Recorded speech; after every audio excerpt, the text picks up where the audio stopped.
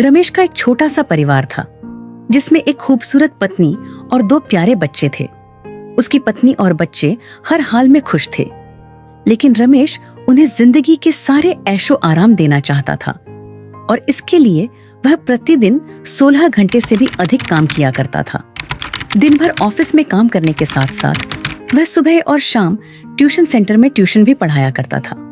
वह सुबह सुबह घर से निकल जाता और आधी रात के बाद घर लौटता था। बच्चों के लिए उसका चेहरा देखना मुश्किल था, क्योंकि सुबह सवेरे उसके घर से निकलते समय बच्चे सोते रहते और देर रात घर में कदम रखने से पहले ही सो चुके होते।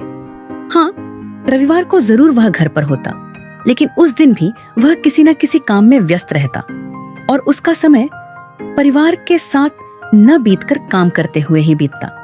परिवार उसके साथ क्वालिटी टाइम बिताने का बस इंतजार करता रह जाता। पत्नी अक्सर उससे कहा करती कि उसे घर में वक्त बिताना चाहिए। बच्चे उसे बहुत मिस करते हैं। उस वक्त वह यही जवाब देता कि ये सब मैं उनके लिए ही तो कर रहा हूँ। बढ़ते घरेलू खर्च और स्कूल के खर्चों के लिए मेरा ज्यादा काम करना जरूरी है। मैं उन्हें एक अच्छी जिंदगी देना चाहता हूँ। रमेश की यह दिनचर्या वर्षों तक जारी रही। वह यूं ही परिवार को अनदेखा कर खड़ी मेहनत करता रहा। इसका प्रतिफल भी उसे मिला। उसे पदोन्नति प्राप्त हुई और आकर्षक वेतन मिलने लगा। परिवार अब बड़े घर में रहने लगा। खाने पीने और अन्य सुविधाओं की उन्हें कोई कमी न रही, लेकिन रमेश का यूं ही काम करना जारी रहा। वह अधिक से अधिक पैसे कमाना चाहता था। पत्नी पूछती कि आप पैसों के पीछे क्यों भाग रहे हैं? हमारे पास जो है हम उसमें खुश रह सकते हैं। तो उसका जवाब होता कि मैं तुम्हें और बच्चों को दुनिया जहां की खुशियां देना चाहता हूँ। बस कुछ साल और मुझे मेहनत करने दो। पत्नी चुप हो जाती। 2 साल और बीत गए। इन 2 सालों में रमेश बमुश्किल अपने परिवार के साथ समय बिता पाया। बच्चे अपने पिता को देखने और उससे बातें करने को तरस गए। इस बीच एक दिन रमेश की किस्मत खुल गई। उसके दोस्त ने उसे अपने व्यवसाय में हिस्सेदारी की पेशकश की और इस तरह रमेश एक व्यवसायी बन गया।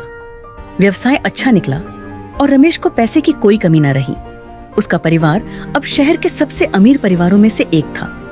उनके पास सभी सुख सुविधाएं और विलासिता थी, लेकिन अपने बच्चों से मिलने का समय उसके पास अब भी नहीं था। अब तो वह बमुश्किल घर पर रह पाता। उसका अधिकांश समय शहर से दूर बिजनेस टूर पर बीतता। साल गुजरने के साथ उसके बच्चे बड़े हो गए। अब वे किशोरावस्था में पहुंच गए थे। रमेश ने भी इन सालों में इतना पैसा कमा लिया था कि उसकी अगली 5 पीढ़ियां शानदार जीवन जी सकती थीं।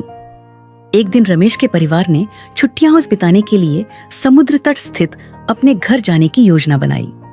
बेटी ने उससे पूछा, पापा, क्या आप एक दिन हमारे साथ बिताएंगे? रमेश ने जवाब दिया, हाँ जरूर, कल तुम लोग जाओ। मैं कुछ काम निपटाकर 2 दिन में वहां पहुंचता हूँ। उसके बाद का मेरा पूरा समय तुम लोगों का है। पूरा परिवार बहुत खुश हो गया। वे समुद्र तट स्थित अपने घर पर चले गए। 2 दिन बाद रमेश वहां पहुंचा, लेकिन उस दिन उसके साथ समय बिताने कोई नहीं था। दुर्भाग्य से उसी सुबह आई सुनामी में वे सभी बह गए थे। रमेश अपनी पत्नी और बच्चों को फिर कभी नहीं देख सकता था। करोड़ों की संपत्ति होने के बाद भी वह उनके साथ का एक पल नहीं खरीद सकता था। वह पछताने लगा।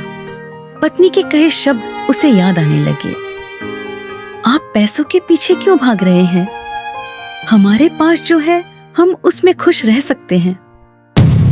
यह कहानी सिखाती है कि पैसा सब कुछ नहीं खरीद सकता, इसलिए पैसों के लिए अपने परिवार को महत्व देना कम मत करें। पैसा खो देने के बाद फिर से कमाया जा सकता है, लेकिन अपनों को खो देने के बाद दोबारा वापस नहीं पाया जा सकता।